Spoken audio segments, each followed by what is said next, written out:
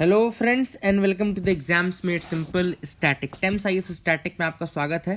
जैसा कि आप सब लोग जानते हैं कि हमने अपना इकोनॉमिक्स का स्टैटिक पोर्शन स्टार्ट किया। लेक्चर 1 ऑलरेडी मैं करा चुका हूं, तो ये जो है इकोनॉमिक्स का लेक्चर 2 रहेगा आपका। थोड़ा सा मैं रिवाइज करा दूं कि क्या क्या चीज़ें हमने कराई थी। तो लास्ट लेक्चर में मैंने आपको आउटपुट का कंसेप्ट बताया था। I told you about the concept of output, किस तरीके से निकाला जाता है, फाइनल गुड्स क्या होता है, डबल काउंटिंग से बचने के लिए हम क्यों इंटरमीडिएट गुड्स को माइनस करते हैं। फिर मैंने आपको डेप्रिसिएशन का एक कंसेप्ट बताया था कि किस तरीके से ग्रॉस और नेट का जो डिफरेंस होता है वो क्या होता है। इसके बाद मैंने आप लोग को बताया था कि किस तरीके से आप फैक्टर कॉस्ट और मार्केट प्राइस दोनों मैंने आपको बताया था। फैक्टर कॉस्ट और एक मार्केट प्राइस होता है। तो उस समय मैंने आपको बताया था कि जीडीपी के लिए जो यूज होता है वो फैक्टर कॉस्ट यूज होता आया था, ठीक है ना। अभी तक मैं चेंजेस पे आ रहा हूँ, अभी I am coming into the recent part जो भी 2015 के बाद चेंजेस आए हैं। बट पहले मैं थोड़ा सा आपको बता दूं कि 2015 के पहले तक क्या प्रोसेस थी कि जीडीपी जो होती थी कैलकुलेट वो एट फैक्टर कॉस्ट होती थी। इसका रीजन मैंने आपको बताया था क्योंकि मार्केट प्राइस पे जब ये कैलकुलेट होगा तो मार्केट प्राइस में बहुत ज्यादा इंपैक्ट किसका रहता है, टैक्सेस का और सब्सिडीज का। टैक्सेस और सब्सिडीज का बहुत इंपैक्ट रहता है। तो टैक्सेस और सब्सिडीज अगर बढ़ा दिए, सपोज करो टैक्सेस बढ़ा दिए, तो भी आपको मार्केट कॉस्ट पे जीडीपी बढ़ी हुई दिखेगी, जबकि प्रोडक्शन नहीं बढ़ रहा है। बट चूंकि फाइनल टैक्सेशन बढ़ गया है, इसलिए जो कॉस्ट है आउटपुट की वो बढ़ जाएगी। एंड अगर कॉस्ट बढ़ेगी तो आपकी जीडीपी बढ़ी हुई दिखेगी। इसलिए हम फैक्टर कॉस्ट जो होता है वो factor payment, 4 factor of production मैंने आपको बताया था। लैंड में मैंने आपको बताया था कि रेंट होता है, लेबर मैंने आपको बताया था कि वेजेस होता है, कैपिटल एंड लास्ट एंटरप्रेन्योरशिप जिसका प्रॉफिट, ठीक है ना। तो ये नेट होता है। तो ये सारी चीजें मैंने ऑलरेडी लास्ट लेक्चर में बताई थी। आज मैं आपको जीडीपी को कैलकुलेट करने का नेशनल इनकम अकाउंटिंग, इस टॉपिक का नाम वैसे ये होता है। अगर आप एनसीईआरटी अगर आप पढ़ेंगे तो you will get a topic. Chapter number 2 है मैक्रो इकोनॉमिक्स का, नेशनल इनकम अकाउंटिंग, ठीक है ना। तो ये नेशनल इनकम अकाउंटिंग करके दूसरा जो चैप्टर है, यहाँ का पूरा कंटेंट है। और 2-3 मैंने रेफरेंस बुक्स का यूज किया, तो मैं आपको पूरा इजीली जो समझा सकता हूँ बताऊंगा। सबसे पहले अगर आप नेशनल इनकम अकाउंटिंग की बात करें, नेशनल इनकम अकाउंटिंग के तो 3 मेथड है। आप सबसे पहले तो 3 मेथड्स के नाम लिख लीजिए। पहला मेथड है जीवीए मेथड, इसी को एनसीईआरटी में जो नाम दिया गया है वो दिया गया है प्रोडक्ट मेथड। दूसरा जो मेथड होता है वो होता है इनकम मेथड, और तीसरा जो मेथड होता है वो होता है एक्सपेंडिचर मेथड।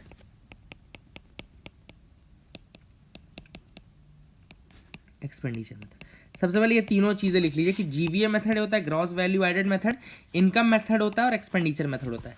2015 के पहले तक की क्या प्रोसेस थी, let me tell you that first. 2015 के पहले यानी कि बिफोर 2015 जो प्रोसेस थी वो ये थी कि जीडीपी जो कैलकुलेट होती थी वो कैलकुलेट होती थी फैक्टर कॉस्ट पे, ठीक है ना। ठीक है, तो जीडीपी कैलकुलेट होती थी किस पे, फैक्टर कॉस्ट पे। दूसरी चीज आपको याद रखना, 2015 के पहले तक जो बेस ईयर था वो 2005 का बेस ईयर होता था, है ना। तो बेस ईयर भी बात, बेस ईयर क्या होता है, एक साल एक चीज बता दूं, बेस ईयर वो ईयर होता है जिस साल नियरली कांस्टेंट प्राइजेस रहे हों। कांस्टेंट प्राइजेस वाला जो क्या होता है, इन्फ्लेशन के इम्पैक्ट को हटाने के लिए अपन क्या करते हैं कि कांस्टेंट प्राइजेस वाला ईयर लेते हैं। तो कांस्टेंट प्राइजेस वाला जो बेस ईयर लिया जाता है, पहले 2005 सेलेक्टेड था, फिर बाद में इसको चेंज कर दिया गया। अब we will come to that, you don't have to worry about that, but ये कुछ मेजर चीजें आपको पता होनी चाहिए। अब हम एक एक करके मेथड्स पे आते हैं। जो सबसे पहला मेथड है वो है वैल्यू एडेड मेथड। देखो वैल्यू एडेड मेथड सिंपल सा है, कितना वैल्यू एडिशन हो रहा है किसी भी फर्म में, value addition in each and every firm. हो सकता है कि प्रोडक्शन एक भी ना हुआ, हो सकता है फर्म ने प्रोड्यूस ना किया हो, बट सपोज करो उसने इन्वेंट्री बनाई, मतलब कि नई मशीनें खरीदी, है ना। नई मशीनें क्यों खरीदी है, हो सकता है प्रोसेस को और फास्ट करने के लिए खरीदी हो, कुछ भी करने के लिए। तो actually this is a form of a value addition. ये वैल्यू एडिशन है, this is a form of value addition. तो इस तरीके की कोई भी, आपने 4 नए एम्प्लॉय खरीदे, 4 नए एम्प्लॉय आपने हायर किए हैं। अब आपने क्यों एम्प्लॉय हायर किए हैं? May be for speeding up the process, may be for better counting, better efficiency, तो ये आपका वैल्यू एडिशन है। तो इसी तरीके से हर फर्म का जब हम वैल्यू एडिशन ऐड कर देंगे, यानी कि प्राइमरी सेक्टर, 3 सेक्टर है ना बेसिकली आपके, primary sector, secondary sector and tertiary sector. अब तो क्विंटनरी और पता नहीं क्या क्या है, लेकिन बेसिकली प्राइमरी सेकेंडरी टर्शियरी की अगर मैं बात करूँ, तो अगर आप प्राइमरी सेक्टर का टोटल जीवीए निकाल लें, जीवीए प्राइमरी इसका समेशन कर लें, जीवीए सेकेंडरी इसका समेशन कर लें, और जीवीए टर्शियरी इसका आप समेशन कर लें, तो आप इन तीनों को अगर ऐड कर देंगे ना, मतलब प्राइमरी इंडस्ट्रीज में जितना जीवी हो रहा है, सेकेंडरी इंडस्ट्रीज में जितना जीवी हो रहा है, और टर्शियरी इंडस्ट्रीज में जितना जीवी हो रहा है, आप सबको ऐड कर लेंगे, तो that will give you the value of your, that will give you ultimate value of gross value added, और यही आपका जीडीपी होता एट मार्केट प्राइस। ठीक है ना, क्योंकि फाइनली आप ये सारी चीजें किस में रिफ्लेक्ट होती, फाइनली ये सारी चीजें आपके जो आपका फाइनल वैल्यू होता है उसमें रिफ्लेक्ट होता। इसलिए ये जो वैल्यू एडिशन होती है, सबको अगर जोड़ने पे जितनी भी वैल्यू, सारी इंडस्ट्रीज के आपने जोड़ ली, चूंकि बाउंड्री के अंदर की सारी इंडस्ट्रीज की आपने वैल्यू जोड़ दी, तो ये जो वैल्यू मतलब फ्रॉम प्राइमरी सेकेंडरी टर्शियरी, ये सारी फर्म्स का जब हमने ग्रॉस वैल्यू एडिट किया, तो ये हमको क्या दे देता है? GDP at market price. ठीक है ना, that is the first basic thing जो आपको याद रखनी है। अब मैंने आपको बताया कि मार्केट प्राइस से अगर आपको फैक्टर कॉस्ट पे आना है, मार्केट प्राइस से अगर आपको फैक्टर कॉस्ट पे आना है, तो आपको क्या करना पड़ेगा? माइनस करना पड़ेगा इनडायरेक्ट टैक्सेस को, और प्लस करना पड़ेगा सब्सिडीज को, है ना। मार्केट, क्योंकि आप फैक्टर जीडीपी फैक्टर कॉस्ट पे आना था आपको, क्योंकि पहले जो 2015 के पहले मेथोडोलॉजी थी वो क्या फैक्टर कॉस्ट की थी, तो जीडीपी मार्केट प्राइस में माइनस कर दिया इनडायरेक्ट टैक्सेस, क्योंकि फाइनली टैक्स तो वैल्यू बढ़ा रहे थे ना, टैक्स वैल्यू बढ़ा रहे थे, तो उनको हम माइनस करना पड़ेगा हमको फाइनल, क्योंकि कितनी वैल्यू एक्चुअल कैसे पता चलेगा जब वो, और सब्सिडीज जो है वैल्यू घटा रहे थे, तो उनको हमको ऐड करना पड़ेगा।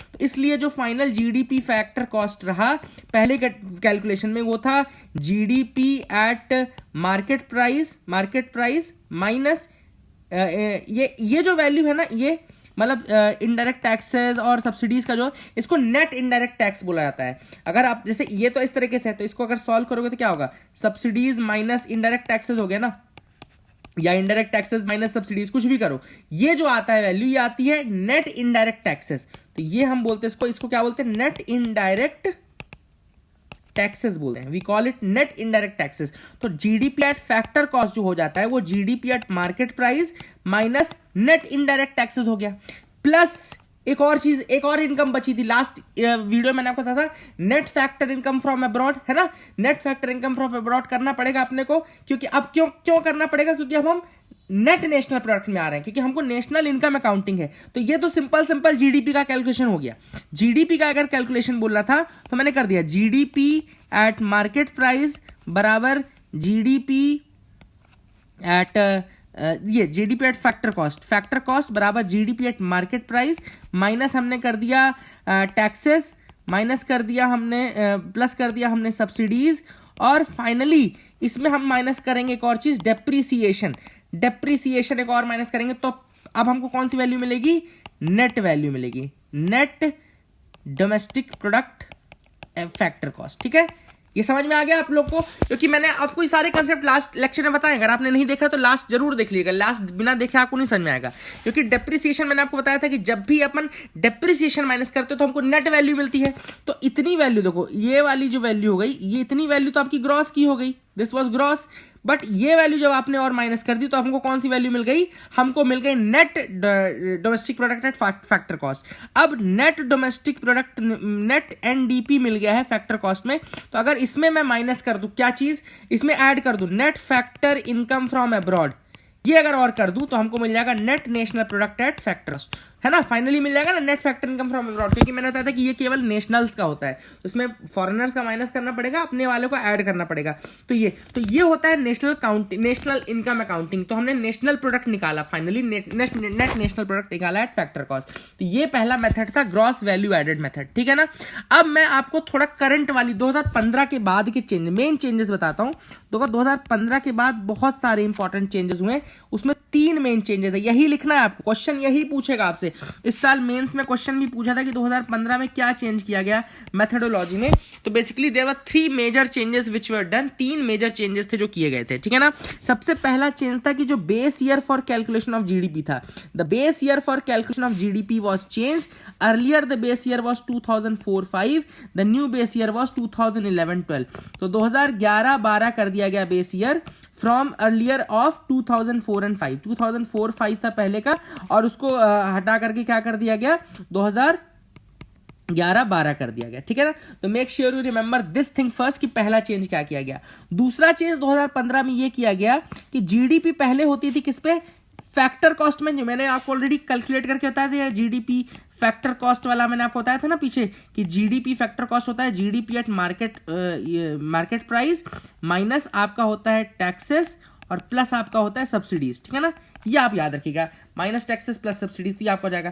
बट ये फैक्टर कॉस्ट से हटा करके मार्केट प्राइस में कैलकुलेट करना शुरू कर दिया इन्होंने 2015 के बाद। तो after 2015 the calculations are done at market price instead of factor cost. ये very important thing you have to remember. तीसरी चीज, जो a new database that is more comprehensive is used, एक नया डेटाबेस यूज किया जाने को। अभी तक हम फर्म्स की बात कर रहे हैं, लेकिन पहले क्या होता था, पहले बहुत कम फर्म्स इसमें इंक्लूडेड, लगभग 2 लाख मैन्युफैक्चरिंग फर्म्स इसमें इंक्लूडेड थी, 2 लाख मैन्युफैक्चरिंग फर्म्स इसमें इंक्लूडेड थी।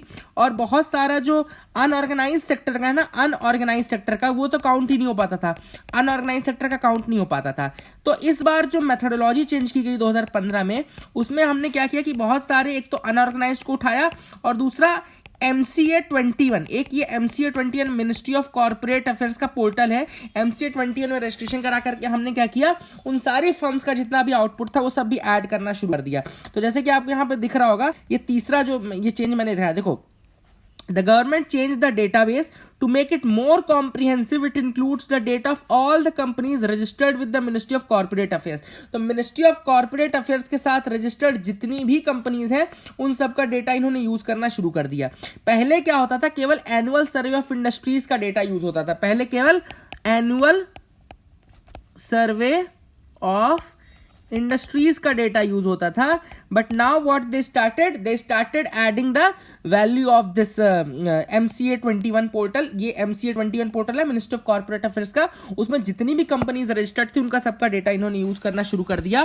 प्लस बहुत सारे फाइनेंशियल इंस्टीट्यूशंस और रेगुलेटरी बॉडी जैसे कि सेबी, PFRDA, IRDA, जितने भी इंस्टीट्यूशंस हैं इनके साथ जो बॉडीज अटैच्ड हैं, जो इंस्टीट्यूशंस फर्म्स अटैच्ड हैं, उन सबका डेटा है इसकी। तो डेटाबेस बहुत कॉम्प्रिहेंसिव बना दिया, डेटाबेस को बहुत ज्यादा comprehensive बना दिया, very comprehensively they started doing that. So this was the thing, this was the major change that happened in 2015. तो 3 चेंजेस मैंने आपको बता दिए हैं, और यहां पर डिफरेंस भी लिखा हुआ है, देख लो, difference between factor cost and market price, जैसा कि मैं कई बार आपको बता चुका हूं, लेकिन यहाँ पे लिखा भी है difference between factor cost and market price. The price that the consumer page is the inclusive of indirect taxes. मैंने आपको बताया ना कि कंज्यूमर जो प्राइस पे करेगा, यानी कि आप जब फाइनल सपोज करो आप बिस्किट का पैकेट लेने जा रहे हो, तो उस बिस्किट के पैकेट में गवर्नमेंट जो इनडायरेक्ट टैक्स लगा रही है वो भी एडेड है, और गवर्नमेंट जो सब्सिडी दे रही है वो माइनस में है, ठीक है ना। तो ये बेसिकली यही चीज है कि जब इनडायरेक्ट टैक्सेस ऐड हो जाते हैं तो हमको मिलती है मार्केट प्राइस, ठीक है ना। मतलब ये टैक्सेस और सब्सिडीज का जो ये नेट इनडायरेक्ट टैक्सेस जिसको मैंने बोला था, जो टर्म मैंने दिया था वो दिया था कि अगर इनडायरेक्ट टैक्सेस माइनस सब्सिडीज आप करेंगे तो आपको मिलेगा नेट इनडायरेक्ट टैक्सेस मिल जाएगा। तो ये जो नेट वाला फंडा है ना, ये जब ऐड हो जाता है तो ये मार्केट प्राइस हमको मिलती है, ठीक है ना। और अगर हम इसको इंक्लूड नहीं करते हैं तो वो बेसिकली आपका किस में आता है, that comes under your factor cost, ठीक है ना। That is the thing which is important. देख लो यहाँ पे लिखा है, देखो, consumers do not pay subsidies but producers receive it, so subsidies are not included in the market price but included in the factor cost. तो ये यहां पे देख लो, मैंने आपको बताया ना कि क्या क्या सब्सिडीज हमने माइनस की थी। सब्सिडीज क्यों माइनस की थी, बिकॉज सब्सिडीज तो ऑलरेडी प्रोड्यूसर को मिल गई, तो वो कंज्यूमर के ऊपर नहीं जाएगी, इसलिए सब्सिडीज को हमको माइनस करना पड़ेगा। तो subsidies are subtracted from there and taxes are added. तो जैसा कि अपन ने फॉर्मूला जो फाइनली बनाया वो ये बनता है, ठीक है ना। तो सब्सिडीज को जब हम ऐड कर दे, मतलब वहां पे हटा देते हैं, तो हमको मिलता है आपका फैक्टर कॉस्ट मिलता है। तो ये मैंने आपको ऑलरेडी बताया हुआ था, ठीक है ना। So that was the thing which was there, and I hope जो चेंजेस जीडीपी में हुए हैं वो आपको पता चल गए होंगे। अब आप लोग को मैंने अभी बताया कि क्या क्या चेंजेस 2015 में किए गए। अब उनमें से एक मेन चेंज और है जो कि मैं आपको बता देता हूँ कि यहाँ पे जो अभी हमने ग्रॉस वैल्यू एडेड वाला मेथड सीखा था, जिसको हम प्रोडक्ट मेथड ही बोल रहे थे, जीवीए एडेड मेथड था, जिसमें हम सारे फर्म्स का ग्रॉस वैल्यू एडेड देख रहे थे। 2015 में क्या हुआ, मैंने आपको बताया ना 2015 के पहले हम क्या यूज करते थे, GDP at factor cost use करते थे। तो अब हमने जब ये मार्केट प्राइस वाला कंसेप्ट आया 2015 में, हम जीडीपी एट मार्केट प्राइस में आए, उसी समय हमने जो ग्रॉस वैल्यू एडेड था उसको बोला कि ये रहेगा GVA eight basic prices, GVA eight basic prices. तो तभी हम ये कंसेप्ट लेकर के आए, हम जीवीए बेसिक प्राइसेस कैलकुलेट करेंगे। अब आपके दिमाग में सवाल आ रहा होगा एक कि भैया बेसिक प्राइस होता क्या है, बेसिक प्राइसेस होता क्या है, ठीक है ना। I will tell you basic prices क्या होता है। देखो 3 तरीके के प्राइसेस हमने देख लिया, एक हमने देखा फैक्टर कॉस्ट, एक हमने देखा मार्केट प्राइस, और एक हमने देखा, अब हमने नया कंसेप्ट इंट्रोड्यूस कर दिया बेसिक प्राइस का कंसेप्ट, ठीक है ना। एक एक करके मैं तीनों आपको बताता हूं। सबसे पहले मैं आपको बता देता हूं, सबसे पहले बेसिक प्राइस का कंसेप्ट बताने से पहले आपको बता दूं कि 2015 में ही सीएसओ ने ये एस्टिमेशन किया था। सीएसओ उस समय थी क्योंकि अभी तो उसको एनएसओ बोलने लगे, नेशनल स्टैटिस्टिकल ऑर्गेनाइजेशन बोलने लगे, लेकिन 2015 में तो हम इसको सीएसओ बोलते थे, सेंट्रल स्टैटिस्टिकल ऑर्गेनाइजेशन बोलते थे ना। तो 2015 में उन्होंने क्या बोला कि जीवीए एट बेसिक प्राइस, ठीक है ना। अब मैं जीवीए बेसिक प्राइस निकाल के दिखाऊंगा आपको। उसके पहले मैं आपको बता दूं कि जो जीवीए क्या होता है, वैल्यू एडेड क्या होता है। वैल्यू एडेड अगर आपको कभी निकालना हो तो फाइनल सेल वैल्यू होती है, माइनस कर दीजिए अगर आप इंटरमीडिएट वैल्यू,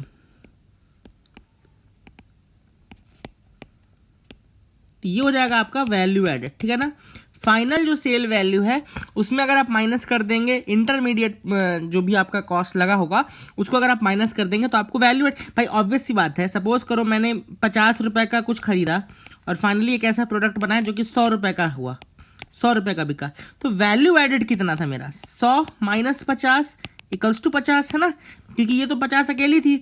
अब उसकी वैल्यू अंतिम में 100 दिख रही है अगर, तो बीच में मैंने कुछ और ऐड किया होगा ना जिस कारण से इसकी वैल्यू 100 पहुंची है। तो 100 बीच वाली वैल्यू क्या होती है, हमेशा फाइनल माइनस जब इंटरमीडिएट प्रोडक्ट्स की वैल्यू माइनस करें तो वैल्यू एडेड आ जाता है कि वैल्यू एडेड की कॉस्ट आपने जोड़ी कितनी है, ठीक है ना।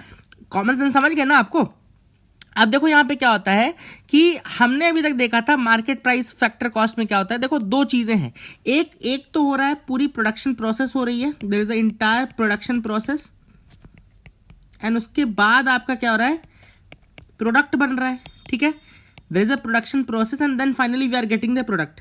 अब आप समझना, बेसिक प्राइस के कंसेप्ट को समझाने के लिए ये चीज समझना बहुत जरूरी है। प्रोडक्शन प्रोसेस जब होती है तो ऑब्वियस सी बात है, आपको पता होगा कि कुछ प्रोडक्शन टैक्सेस लगे होंगे, कुछ प्रोडक्शन टैक्सेस लगे होंगे और कुछ प्रोडक्शन सब्सिडीज मिली होंगी। मानते हो इस चीज को, कुछ प्रोडक्शन टैक्सेस लगे होंगे और कुछ प्रोडक्शन सब्सिडीज लगी होगी। और सेम जब फाइनल प्रोडक्ट बना होगा तो उसके ऊपर कोई टैक्स लगा होगा, उसको बोलते हैं प्रोडक्ट टैक्स, और उसके ऊपर कोई सब्सिडी भी मिल सकती है, उसको हम बोलते हैं प्रोडक्ट सब्सिडीज, ठीक है। ये समझ में आ गया। अब देखो क्या होता है कि जो प्रोडक्शन टैक्सेस एंड सब्सिडीज हैं दे आर पेड और received in relation to production. ये मैंने आपको बता दिया, प्रोडक्शन प्रोसेस के बीच में जो मिलता है या जो आपको टैक्स अलग से लगता है वो प्रोडक्शन टैक्स या प्रोडक्शन सब्सिडी कहलाती है, और ये इंडिपेंडेंट होता है of the volume of production, है ना।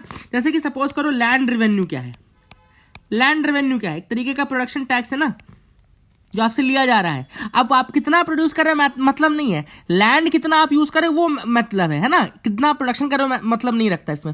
सपोज करो आपको रजिस्ट्रेशन फीस लग रही है, आपके फर्म को रजिस्ट्रेशन करने की फीस लग रही है, तो रजिस्ट्रेशन फीस एक तरीके का आपका प्रोडक्शन टैक्सेस में आ जाएगा, है ना। सपोज करो आपको स्टैंप ड्यूटी लग रही है, स्टैंप ड्यूटी लग रही है, जो भी लग रहा है ना, तो स्टैंप फीस लग रही है। अब प्रोडक्ट टैक्सेस होते हैं किसमें, वो फाइनल प्रोडक्ट में होते हैं। जैसे मान लो एक्साइज टैक्स लग रहा है, एक्साइज टैक्स लग रहा है, सर्विस टैक्स लग रहा है, एक्सपोर्ट या इंपोर्ट ड्यूटी लग रही है, ये तो आपके प्रोडक्ट पे लग रही है ना, ये प्रोसेस पे नहीं लग रही है, प्रोडक्ट पे लग रही है। तो ये वाले जो टैक्सेस होते हैं ये प्रोडक्ट टैक्सेस कहलाते हैं। और लैंड रेवेन्यू, रजिस्ट्रेशन, स्टैंप, ये आपका प्रोडक्शन वाले कहलाते हैं, ठीक है ना। फैक्टर कॉस्ट जो है केवल फैक्टर ऑफ प्रोडक्शन को कितना पैसा पेमेंट हो रहा है वो ऐड करता है। मैंने आपको उस दिन बताया था। अब अपन मेन मुद्दे पे आ रहे हैं, आपको थोड़ा प्रोडक्शन टैक्सेस और प्रोडक्ट टैक्सेस के बारे में मुझे बताना था। अब मैं आपको बताता हूँ फैक्टर कॉस्ट। देखो फैक्टर कॉस्ट मैंने आपको उस दिन बताई थी कि फैक्टर कॉस्ट वो कॉस्ट होती है जो फैक्टर्स ऑफ प्रोडक्शन को मिलती है, ठीक है ना। जैसे कि लैंड का जो रेंट हो गया, लेबर के जो charges, land labour capital profit, ठीक है ना।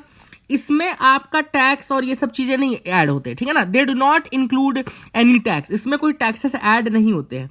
लेकिन अगर आपको मार्केट प्राइस पे आना है, फैक्टर कॉस्ट से अगर आपको मार्केट प्राइस पे आना है, ठीक है ना, इसमें एक चीज याद रखिएगा, factor cost never include any taxes, ठीक है, it does not include any taxes. तो अगर आपको मार्केट प्राइस में आना है तो हमको फैक्टर कॉस्ट में टोटल टैक्सेस ऐड करने पड़ेंगे,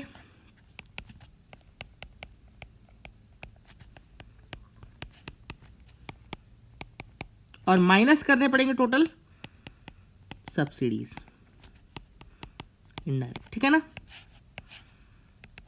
फैक्टर कॉस्ट प्लस, इसको मैंने आपको एक टर्म बताया पीछे, नेट इनडायरेक्ट टैक्स, ठीक है। तो मार्केट प्राइस बराबर क्या होता है, मैं आपको मार्केट प्राइस, फैक्टर प्राइस और फैक्टर कॉस्ट और बेसिक प्राइस समझाना चाहता हूं। तो मैंने आपको production taxes, production subsidies, product taxes, product subsidies बता दी। अब आपको मैं बता दिया कि फैक्टर कॉस्ट में कोई टैक्सेस होते नहीं है, लेकिन अगर मार्केट प्राइस पे आना है तो आपको net indirect taxes factor cost पे ऐड करने पड़ेंगे, ठीक है ना। आपने ये देख लिया। अब मार्केट प्राइस में हमने देख लिया कैसे होता है द बेस। अब जो बेसिक प्राइस होती है, द बेसिक प्राइस, अब हम आते हैं बेसिक प्राइस पे। तो जो बेसिक प्राइस आपकी होती है वो इट लाइज इन बिटवीन, याद रखिएगा इस एक टर्म यूज होता है, इट लाइज इन बिटवीन। कैसे lies in between?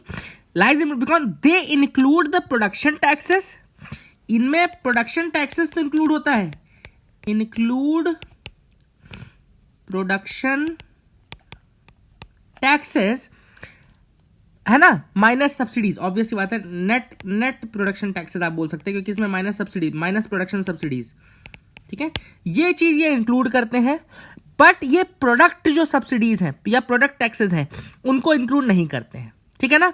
But they do not include the product taxes. तो अगर अगर अपने को मार्केट प्राइस में आना है, जीवीए मतलब अगर मार्केट प्राइस का दूसरा फॉर्मूला देखें बेसिक प्राइस के रेफरेंस में, तो अगर हमको मार्केट प्राइस पे आना है तो क्या करना पड़ेगा, basic price plus product taxes minus product subsidies, ठीक है ना। तो ये आपको याद रखना पड़ेगा कि यहां पर that is the thing which is important. तो यहां पे बेसिक प्राइसेस जो है इट लाइज इन बिटवीन, क्योंकि इसमें क्या इंक्लूडेड रहता है, इसमें ऑलरेडी इंक्लूडेड रहता है आपका इसमें आपका इंक्लूडेड रहता है प्रोडक्शन का, because the basic price lies in between because they include the production taxes, यानी कि production taxes minus production subsidies, but they do not include the product taxes, ठीक है ना। तो अगर आपको मार्केट प्राइस में अराइव करना है तो आपको प्रोडक्ट टैक्सेस ऐड करने पड़ेंगे टू द बेसिक प्राइसेस, क्योंकि इसमें ऑलरेडी इंक्लूडेड रहता नहीं है बेसिक प्राइस में। तो अगर आप बेसिक प्राइस में ये चीज ऐड कर दें तो मार्केट प्राइस पे आप आ जाएंगे, ठीक है ना। वहीं पे मैंने जब अपन ने यहाँ पे मार्केट इसकी फैक्टर कॉस्ट की बात की थी, तो फैक्टर कॉस्ट में प्रोडक्शन का सब कुछ यहाँ पे अपन ने क्या किया था कि प्रोडक्ट का वो ऐड कर दिया था, है ना। फाइनली भी क्या हमने क्या किया था, हमने उसमें क्या ऐड कर दिया था, जितने टोटल टैक्सेस थे, total indirect taxes minus total subsidies, है ना। जब हम फैक्टर कॉस्ट से आते हैं, क्योंकि फैक्टर कॉस्ट में तो कोई टैक्सेस इंक्लूडेड नहीं रहते हैं, तो that is the thing which is important. I hope you got clarity regarding that, आपको समझ में आ गया होगा, है ना। फॉर्मूला आपने देख लिया, मैं एक बार फिर से रिवाइज कर देता हूँ। देखो सबसे पहले हमने आपको बताया कि दो प्रोसेस हैं, एक प्रोडक्शन प्रोसेस है, फाइनली प्रोडक्ट मिल रहा है। प्रोडक्शन प्रोसेस में लग रहा है प्रोडक्शन टैक्स और प्रोडक्शन सब्सिडी, प्रोडक्ट में लग रहा है प्रोडक्ट टैक्स, प्रोडक्ट सब्सिडीज उसमें मिल रही है ना। फिर दोनों को एक्सप्लेन कर दिया कि प्रोडक्शन टैक्सेस में आपका लैंड रेवेन्यू, रजिस्ट्रेशन, स्टैंप आता है, प्रोडक्ट में आपका excise, service tax, import export आता है। फैक्टर कॉस्ट में कोई भी टैक्स या कोई भी सब्सिडी इंक्लूडेड नहीं रहती है, इसलिए मैंने आपको बताया कि जब फैक्टर कॉस्ट होता है वो केवल फैक्टर पेमेंट पे, मतलब कि लैंड, लेबर, कैपिटल और एंटरप्रेन्योर को क्या मिल रहा है वो एडेड होता है। अगर आपको फैक्टर कॉस्ट से मार्केट प्राइस में आना है, चूंकि फैक्टर कॉस्ट में ना कोई प्रोडक्ट टैक्स ना कोई प्रोडक्शन टैक्स ऐड होता है, इसलिए यहां पे हम total indirect taxes minus total subsidy करते हैं, है ना, तो अपने को क्या मिलती है, मार्केट प्राइस मिलेगी। और वहीं बेसिक प्राइसेस जो होता है उसमें प्रोडक्शन का तो इंक्लूडेड रहता है बेसिक प्राइसेस में, लेकिन प्रोडक्ट का इंक्लूडेड नहीं रहता है। इसलिए अगर आप बेसिक प्राइसेस में केवल product tax minus product subsidy कर दो तो आपको मार्केट प्राइस मिल जाएगा। I hope you got clarity now. अब आपको समझ में आ गया होगा, I can think of that. वो मेन कहानी थी इन तीनों के बीच का difference, basic price, market price और आपका फैक्टर कॉस्ट। याद रखिएगा केवल बेसिक प्राइस में जो एडेड रहता है वो आपका ये वाला पार्ट एडेड रहता है। कौन सा वाला पार्ट, प्रोडक्शन वाला पार्ट। इसलिए फाइनली अगर हम उसमें केवल प्रोडक्ट वाले टैक्सेस और सब्सिडीज को ऐड कर दे, नेट प्रोडक्ट टैक्सेस सब्सिडीज को ऐड कर दे, तो आपका मार्केट प्राइस मिल जाएगा। ठीक है ना। I hope you got clarity regarding that. अब आपको समझ में आ गया होगा। अब एक और चीज मैं आपको बताऊंगा, एक्सपेंडिचर मेथड वाली बात, जो ऊपर हमने सबसे ऊपर देखा था कि नेशनल इनकम अकाउंटिंग में एक्सपेंडिचर मेथड नाम की एक चीज होती है। एक्चुअली एक्सपेंडिचर मेथड का एक फॉर्मूला है जो कई बार यूपीएससी ने पूछा हुआ है, इसलिए मैं आपको बता रहा हूं। तो एक्सपेंडिचर मेथड का मतलब क्या होता है, दो तरीके हैं। एक तो फाइनल एक्सपेंडिचर, सारे प्रोडक्ट्स का अगर हम कंज्यूमर एंड पे कर ले, कंज्यूमर एंड पे फाइनल एक्सपेंडिचर कितना होगा सारे प्रोडक्ट एंड सर्विसेज का, या फिर सारी फर्म्स का कर लें कि all firms how much expenditure is done on each and every product, है ना। तो एक्सपेंडिचर देखने में आता है कि चार तरीके की वैल्यूज हैं, ठीक है ना, चार तरीके की वैल्यूज हैं जो कि ऐड होती हैं। सबसे पहले यहां पे एग्जांपल लिया है एनसीईआरटी ने एक फर्म आई का जो कि एक्सपेंडिचर कर रही है। सबसे पहला तो final consumption expenditure, consumption expenditure, इसको उन्होंने रिप्रेजेंट किया है सीआई से, they are representing this by CI, ठीक है ना। तो इसमें उन्होंने बोला कि भाई कंजम्पशन एक्सपेंडिचर क्या होता है, क्या कंजम्पशन हो रहा है हाउस होल्ड के एंड पे कंजम्पशन करने के लिए, मतलब जितने प्रोडक्शन सर्विसेज हैं उनको कंज्यूम करने में कितना हाउस होल्ड कंजम्पशन हो रहा है, ठीक है ना। That is the first thing.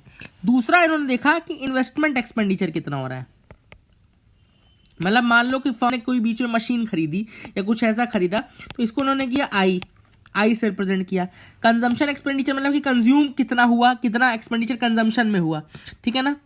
तीसरा इन्होंने बोला कि the expenditure that the government makes on the final goods and services, government कितना एक्सपेंडिचर कर रही है फाइनल गुड्स एंड सर्विसेज में, इसको उन्होंने जीआई से रिप्रेजेंट किया, ठीक है ना।